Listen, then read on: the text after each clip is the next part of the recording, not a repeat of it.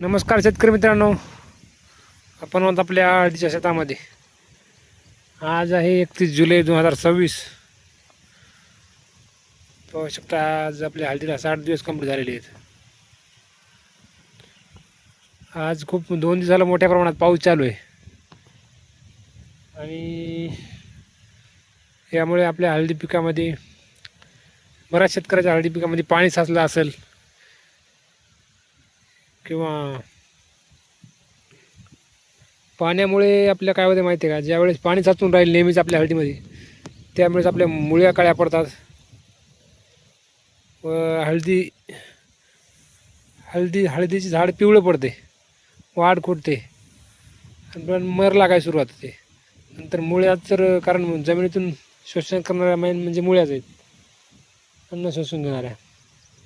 त्यासाठी आपल्या हळदीच्या पिकामध्ये कुठं पाणी साचलं असेल तर ते काढून देणं महत्त्वाचं आहे. पाहू शकता आपल्या हळदीच्या मुळ्या अशा पांढऱ्या मुळ्या आहेत. 1-2 इतके मुळ्या लांब झाल्यात झाडापासून, पाहू शकता.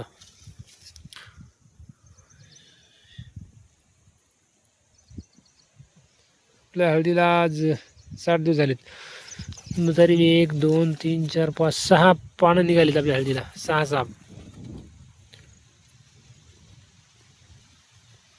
फिरस वगैरे दिलं तर आपण अगोदर.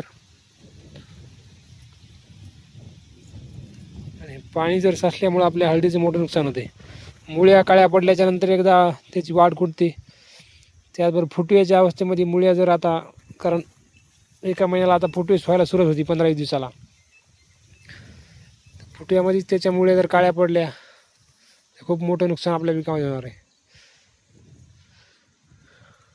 तर आपल्याला हे आपले काही हळदीची पानं पिवळे पडले, कशामुळे पडले माहिती आहे का? तर हे पान समजा पाहू शकता, ते ही फेरच दिलेलं आहे आपण.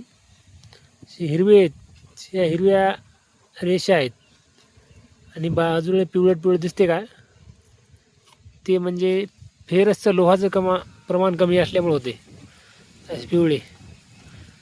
याला करपा वगैरे म्हणत नाही किंवा काही म्हणत नाही, त्याला फेरस ह्युमिक सोडायचं आहे आपल्याला.